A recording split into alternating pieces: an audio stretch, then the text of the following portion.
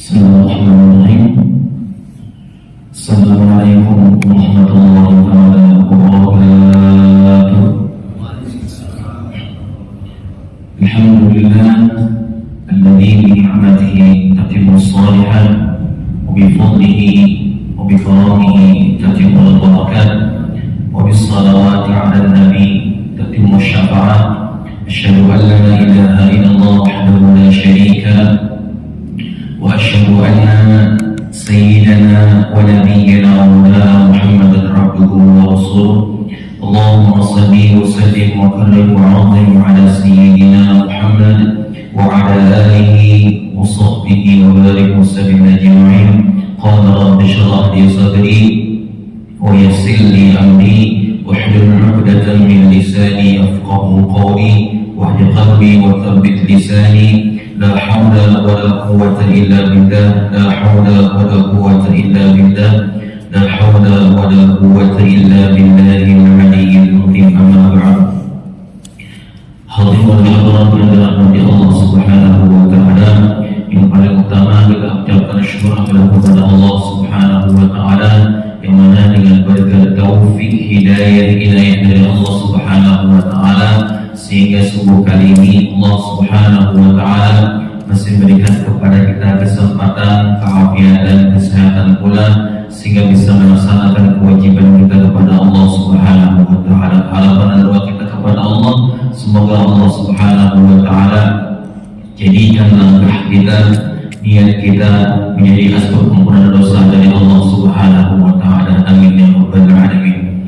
Kemudian pula kita ucapkan salawat dan salam kepada junjungan kita Nabi Muhammad sallallahu alaihi wasallam, kepada keluarga Nabi, sahabat Nabi, pengikut Nabi hingga akhir zaman. Hadirin dan hadirat yang dirahmati Allah Subhanahu wa taala, pada subuh kali ini sedikit saya menyampaikan keutamaan daripada salat di masjid, yang mana hadis ini terdapat dalam kitab Riyadhus Shalihin bab pertama, bab ikhlas, hadis ke-10 dalam kitab beliau Al-Imam rahimahullah taala. Keutamaan daripada salat di masjid.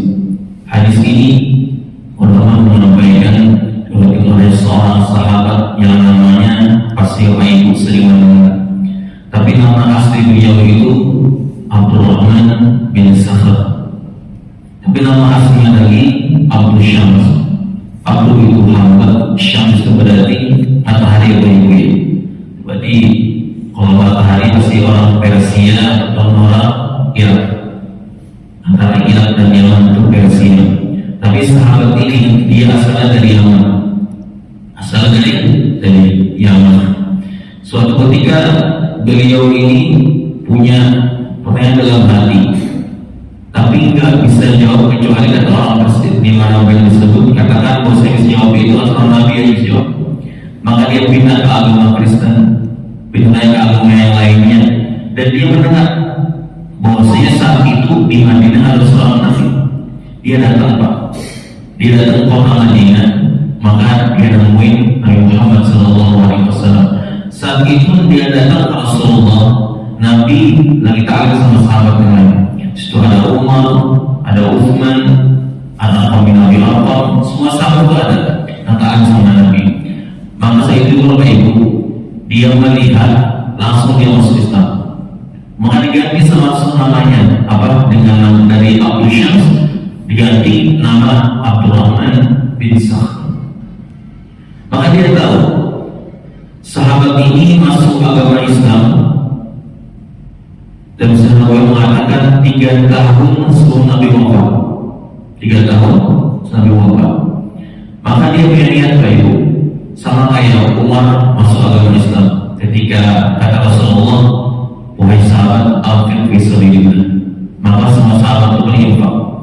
Kata Utsman, berapa yang kurang Rasul? Yang kurang segini kata Nabi. Maka kata Utsman, ambil sebagian sepertiga daripada harta saya. Ulama menyampaikan saat itu uang Utsman itu saat itu Bapak Ibu, ulama menyampaikan di Sebawiyah Ibnu Hisham mengatakan juga sekitar 6 triliun. Jadi sepertiga diambil, 2 teh itu buat infak aja, buat infaknya perang pada saat itu. Kata Umar, saya berikan Rasulullah separuh. Itu bukan untuk penyampaian, bukan, cuma bagaimana hati kita mengelola itu. Maka dari itulah Umar ini masih sebagian harta dia. Begitu sahabat ini atau bin sahabat ini, dia tahu kalau dia terakhir masuk agama Islam. Dia punya sahabat yang lain pasti adalah dia, ini sahabat sudah banyak nanti sama Nabi. Maka dia punya niat, saya boleh sama Nabi nggak lama dunia, tapi saya punya niat di akhirat saya akan lama Nabi. Maka dia Bapak Ibu, ketika sahabat yang lain nunggu Nabi keadaan seperti ini, depan Nabi nungguin, dia enggak. Ketika Nabi keluar rumah, dari hadis buat dia. Nabi mulai kanan, hadis buat dia. Nabi keluar jalan kaki, mulai angkat kanan, hadis buat dia. Baiklah, ketika sahabat yang lain nunggu di masjid, dia enggak. Dia nungguin Nabi apa? Nungguin Nabi di depan rumah. Jadi kalau kisahnya subuh, Nabi pernah nungguin dia. Sampai Nabi itu sampai ke masjid sekali, sampai kepada hadis seperti dia. Maka sahabat ini Bapak Ibu, di antara semua sahabat 3 tahun sama Nabi itu juga disempurnakan. Di antara semua sahabat dia paling banyak. Dia paling banyak hadis. Sahabat ini Abdullah bin Salam. Maka suatu ketika Rasul itu saking cintanya sama tumbuhan, sama hewan, maka dia langsung lari. Hadis dan Nabi langsung dia amalkan. Maka pada saat itu pula ketemu dia namanya kucing. Udah tahu ya nama sahabat ya, ya kan? Itu kucing dia. Kucing itu bahasa Arab itu. Kalau kucing rumahan namanya kiton. Kalau bahasa Inggris gitu ya Pak. Kiton itu kucing rumahan, yang nggak pernah keluar dari rumah. Itu kucing keluar pasti nanti habis itu ya kan? Itu kucing rumahan. Tapi kalau kucing liar namanya kuat. Anak kucing liar namanya mereka tuh. Ketika dia ketemu anak kucing liar, maka dibawa. Dia makan, dia kasih. Kalau lagi mau tidur, letakin tempatnya. Maka dia sampai taklim dibawa sama dia. Dibawa sama sahabat Nabi SAW. Ketemu Nabi, kata Rasulullah, Fa'antal Abu Hurairah, engkau bapaknya anak kucing. Nah, itulah sahabat ini disebut sama para ulama, lakabnya terkenal namanya Abu Hurairah radhiyallahu ta'ala. Di antara semua sahabat ini yang paling meriwayatkan hadis.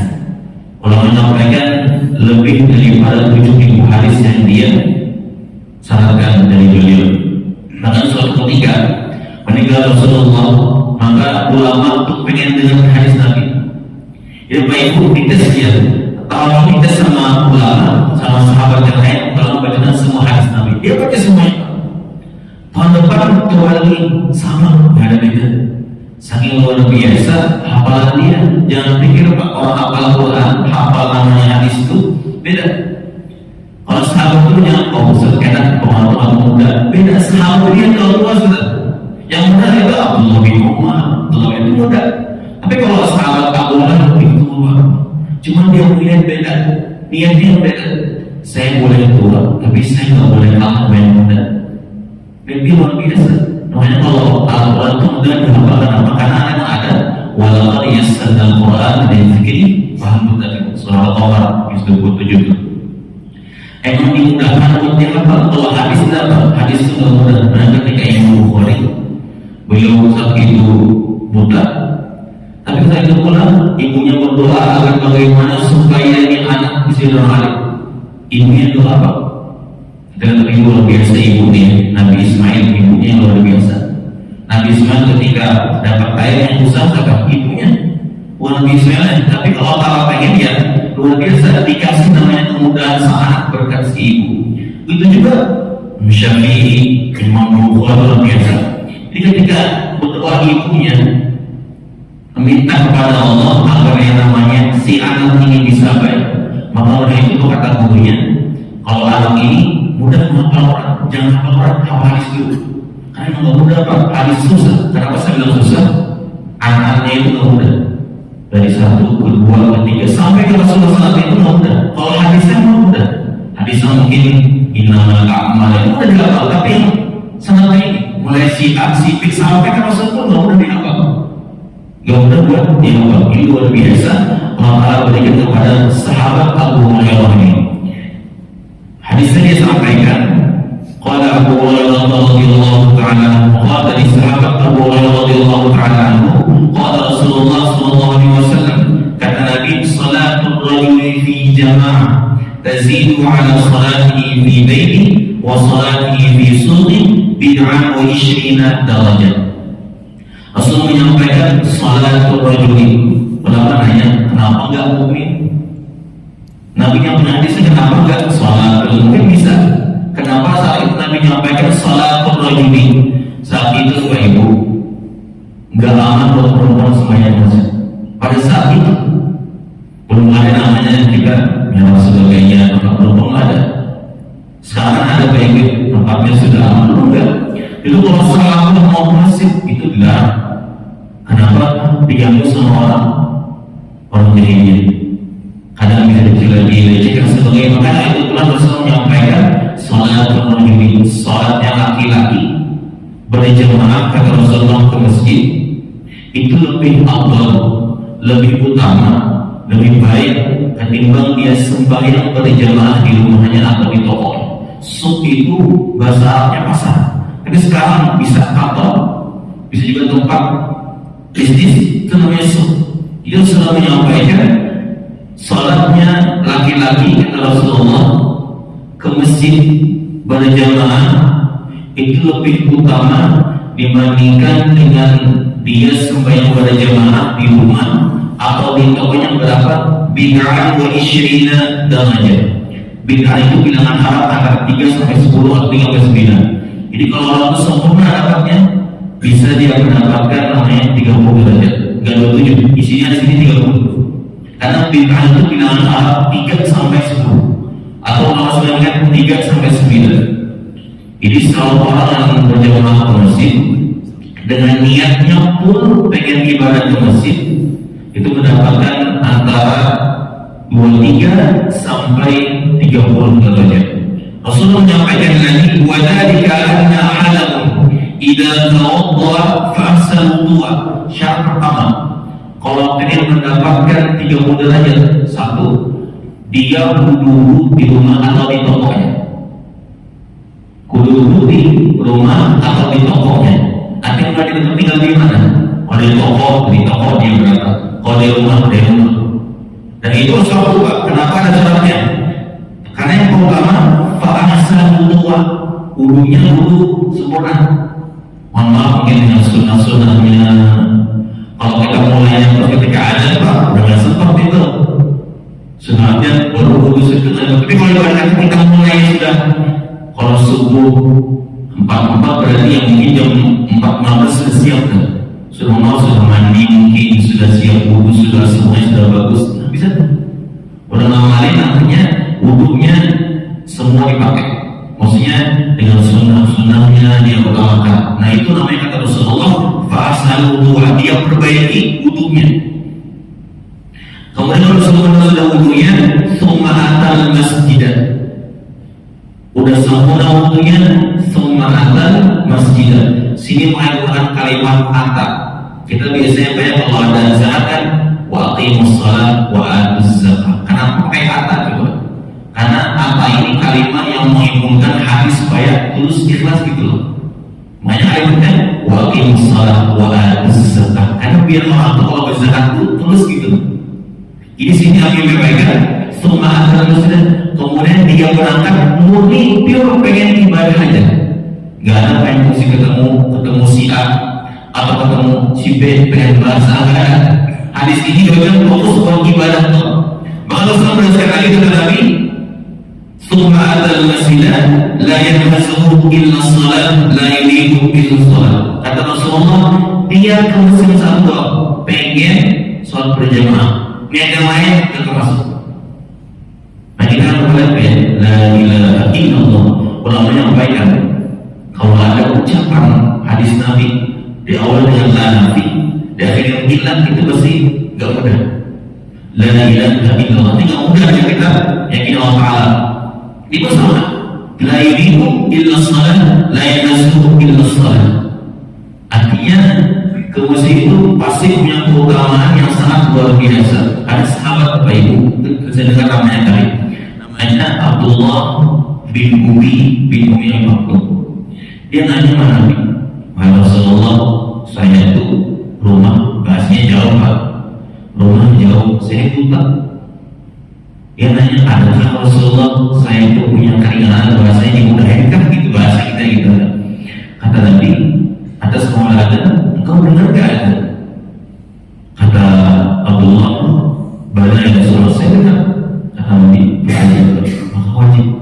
Kan bikin dia apa coba? Wahai Rasulullah, saya ini buta. Kalau waktu zuhur saya enak, ada yang bantu saya nuntut sampai asar ya kan. Nanti kalau maghrib sampai isya, kalau subuh kan gak enak, gak dimaksud bahasanya. Jadi minta sama Nabi keringanan agar bagaimana supaya dia dimudahkan. Tapi kata Rasulullah, dengar nggak kalau ada? Kata dia, dengar ya Rasulullah. Pak ajabah, maka wajib. Kata Rasulullah, kau mendatangi tersebut. Kalau kita sering umroh apa atau pernah umroh sebelum pernah haji, kita tahu kan masih 2 kali ada di Mekah.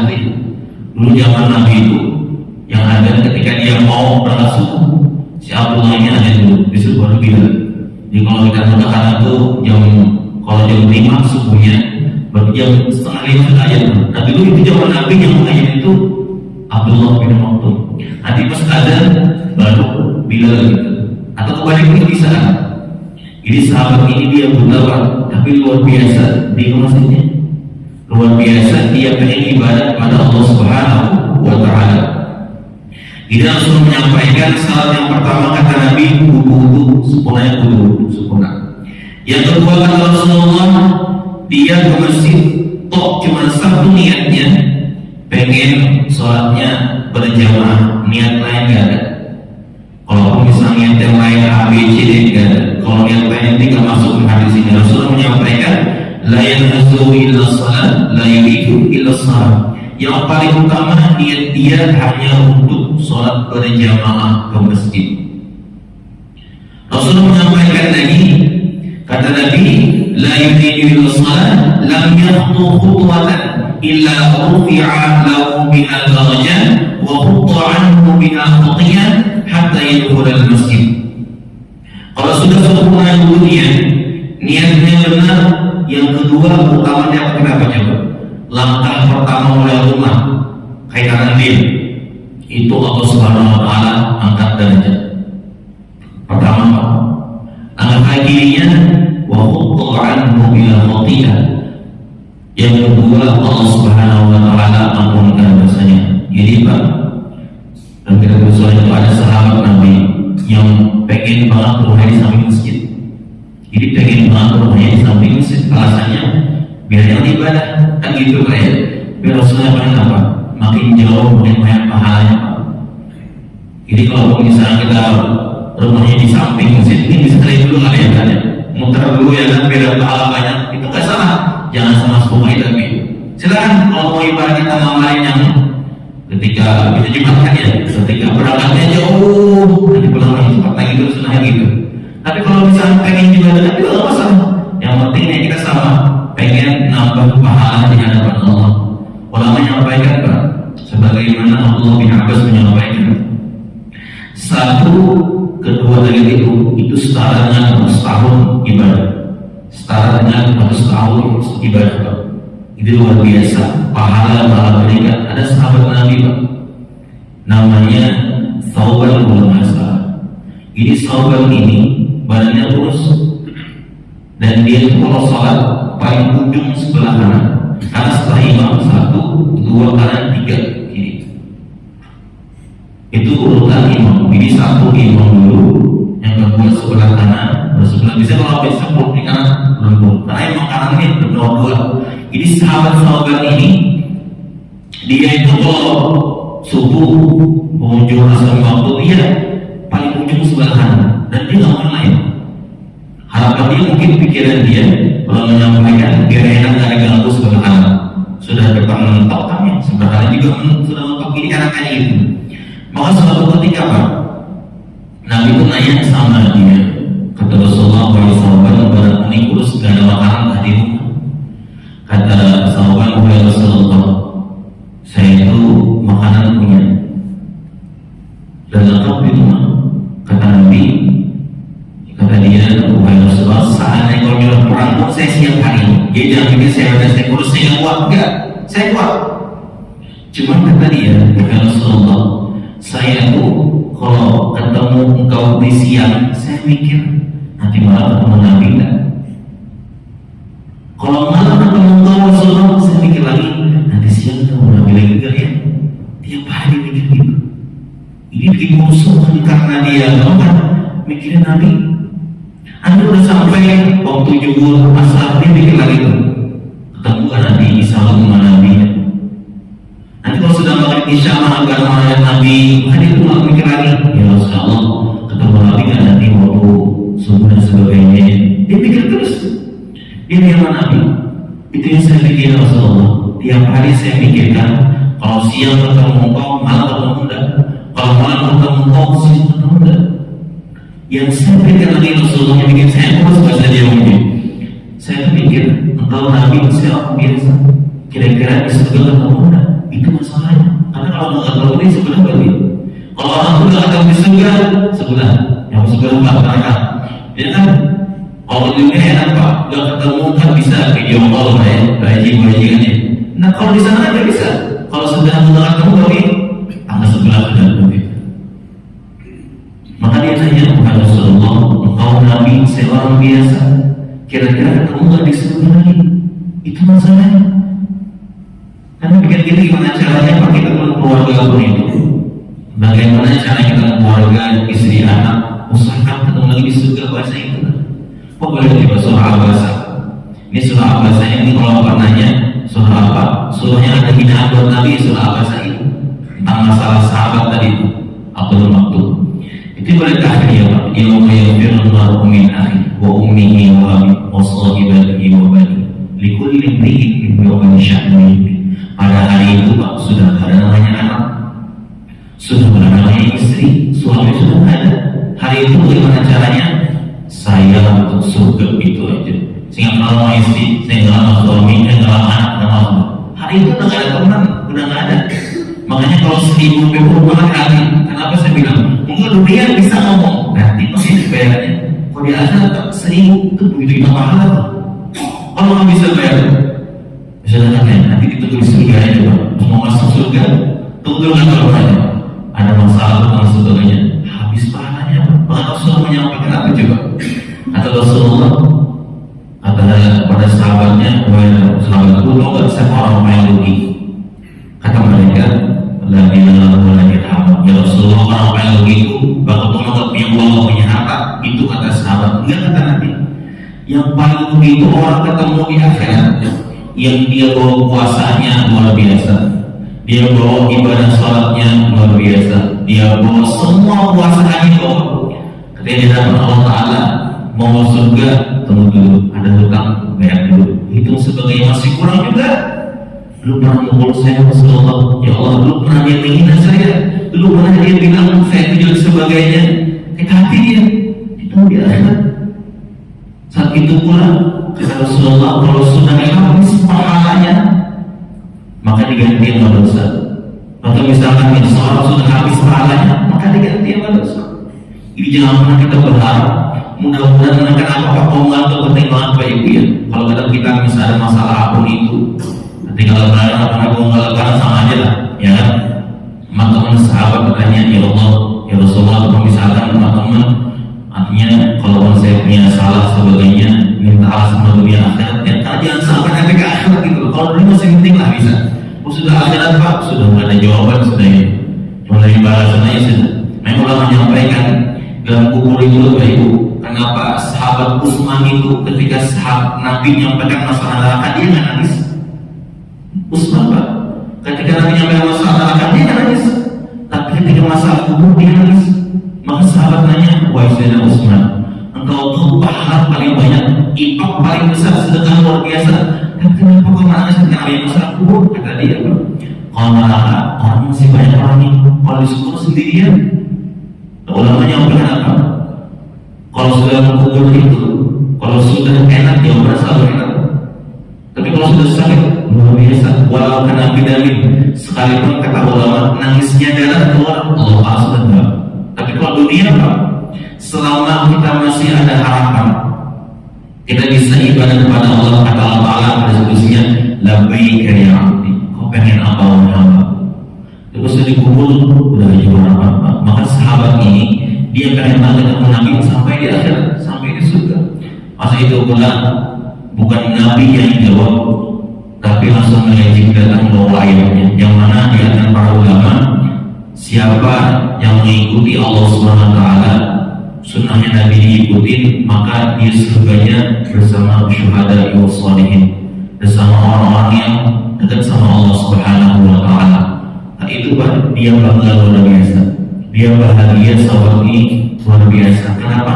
Karena mendengar ucapan Nabi, siapa yang selalu sama Nabi, maka dia beruntung sampai nanti negeri akhiratnya Allah Subhanahu Wa Taala. Nggak lama Pak, subuh. Maka Nabi itu kan hafal ya semua jamaahnya, ya kan? Maka Nabi nanya, mana sahabat, aina sahabat? Tunggu Nabi itu, karena sahabat-sahabatnya nggak pernah dia nggak semuanya. Bahasa yang dipercayai nggak pernah dia nggak berjamaah gitu, nggak pernah. Dia selalu berjamaah. Maka menungguin Nabi. Itu tunggu sama Rasulullah, udah mau habis waktu subuh nih. Maka semuanya berjamaah dengan Nabi. Maka setelah sembahyang, maka Nabi nanya, di antara semua sahabat kata Rasulullah, adakah yang tahu rumah sahabat di mana? Adakah yang tahu rumah sahabat di mana? Maka ada yang menyampaikan, datanglah. Ulama yang menyampaikan dalam Sambawiyah, itu rumah sahabat ke Masjid Nabi waktu syuruk sampai waktu duha. Berapa jam? 3 jam. Ini mulai jam 6, bahasanya Zuhur, mulai jam 6 sampai ke rumah sahabat jam 9. Karena waktu paling utama bukan 9. Jadi ketika itu pula dihitung 3 jam.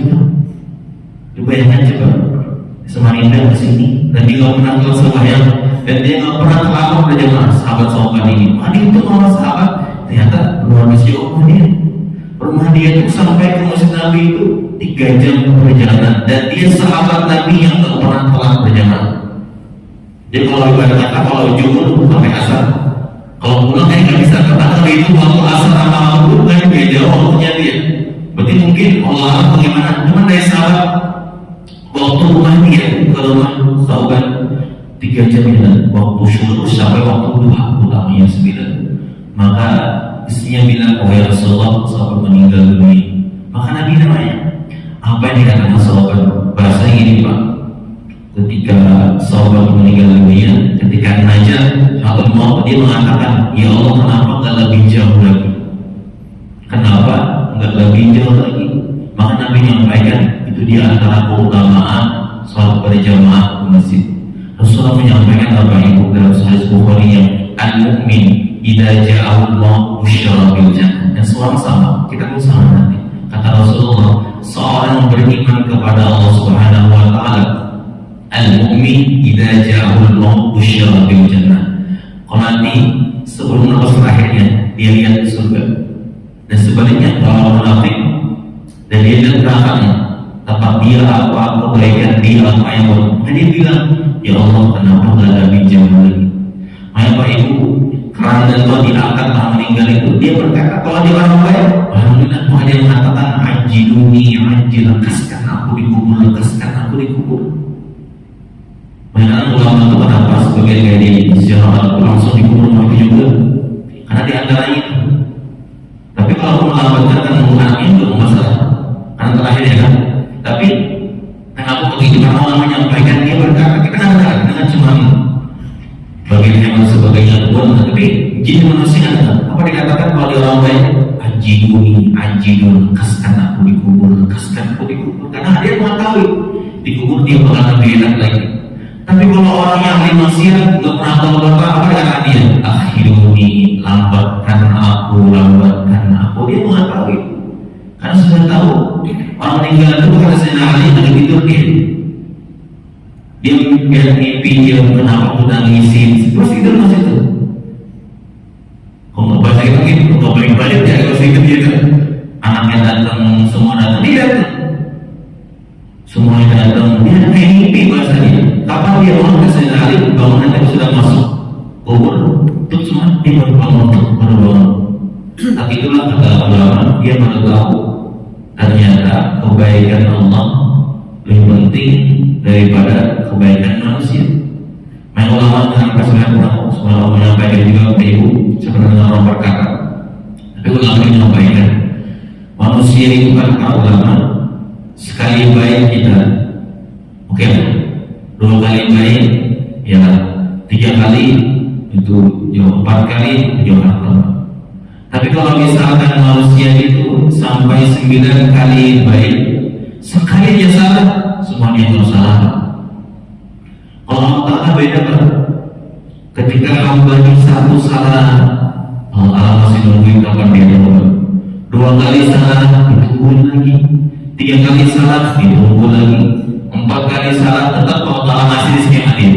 5 kali salah, tetap Allah nungguin dia. Tapi kasih nafas, dikasih semuanya. 6 kali salah, terbaik Allah Ta'ala akan berubah. 8 kali salah, gak dibukain Allah, tapi jagain semuanya. 9 kali salah, tapi juga baik.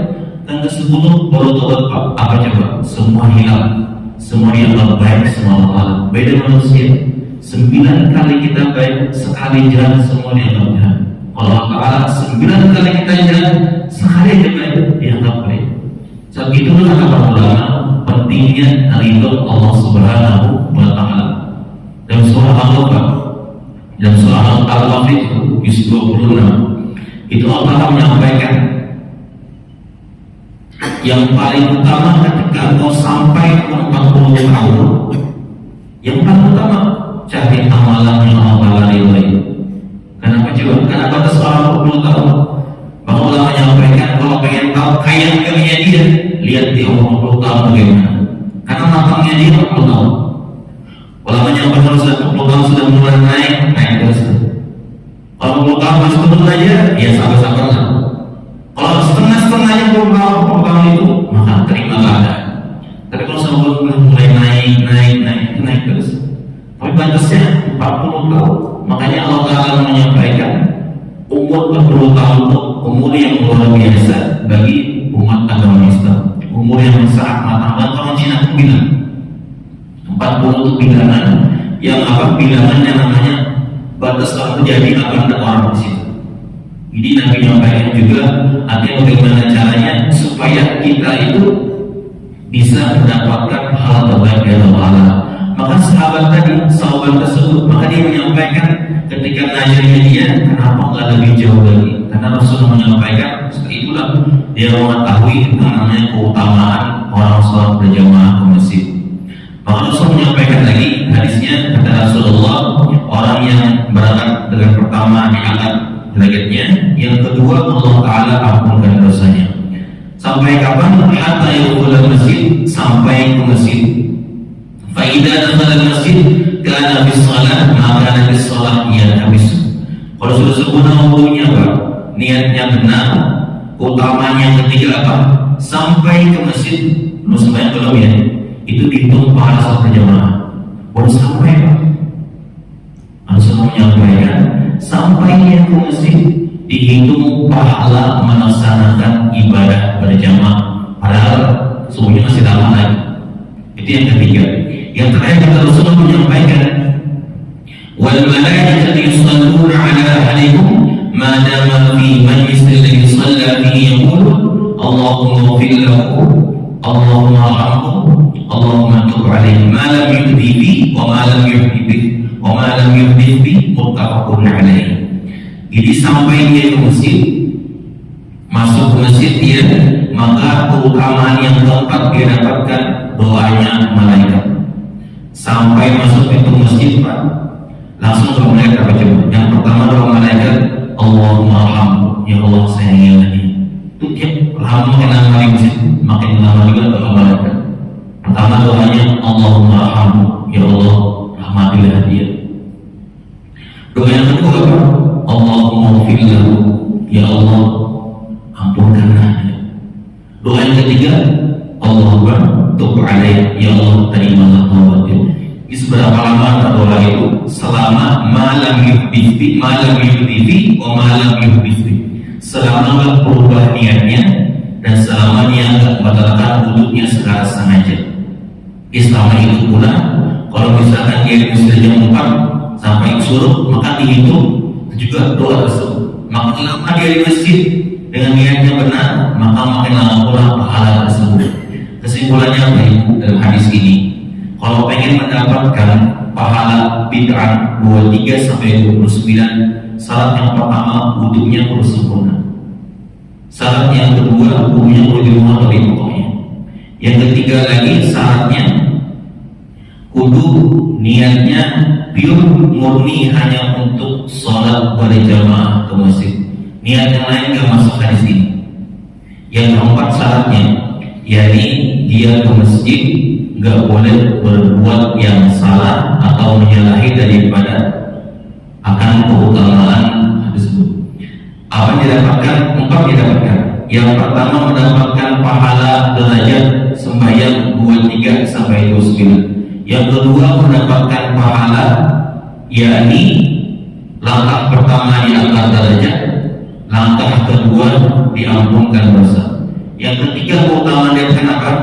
Sampai dia ke masjid dihitung pahala dia melaksanakan sembahyang berjamaah.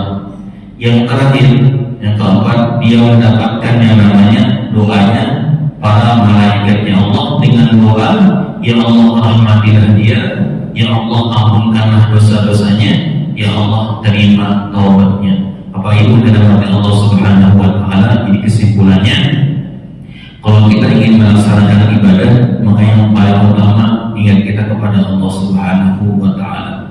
Penting Pak Ibu, tentang hidayah dan taufik itu penting banget.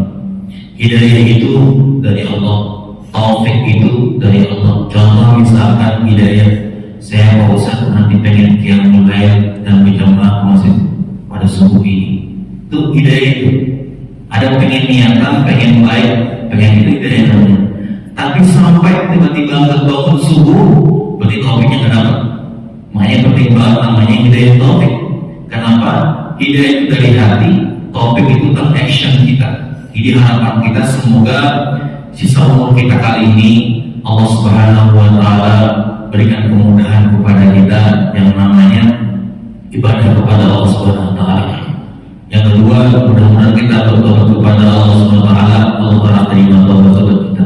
Dan walaupun kita masih banyak salah, masih kurang-kurangnya, harapan kita semoga dengan majelis ini dan kita melaksanakan ibadah ke masjid, Allah taala ampunkan dosa-dosa kita.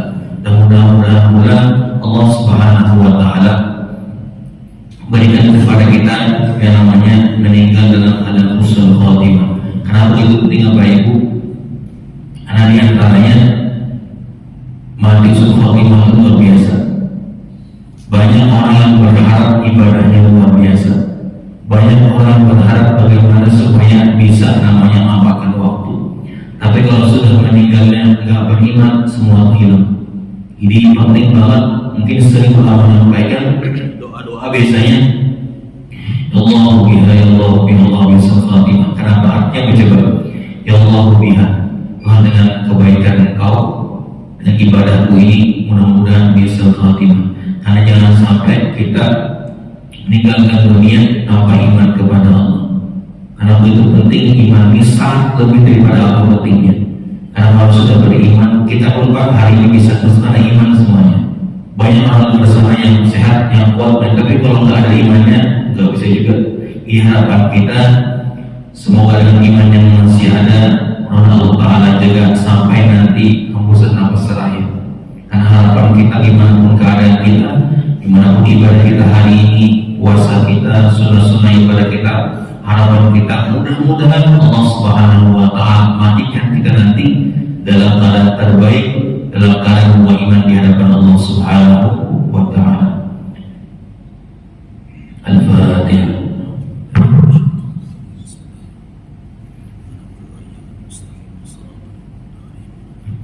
Amin amin. Bismillahirrahmanirrahim. Rabbil alamin. Allahumma shalli ala sayyidina Muhammad wa ala ali sayyidina Muhammad. اللهم جمعنا هذا جمعا مرحوما وتفرقنا تفرقا معصوما واختم بالصالحات اعمالنا برحمتك يا ارحم الراحمين. ربنا اتنا في الدنيا حسنه وفي الاخره حسنه وقنا عذاب النار.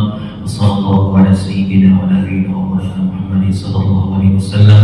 دعوة سبحانك اللهم وتحيته به السلام واخر دعوانا الحمد لله رب العالمين. Salah khilaf, mohon maaf Bapak Ibu. Assalamualaikum warahmatullahi taala wabarakatuh.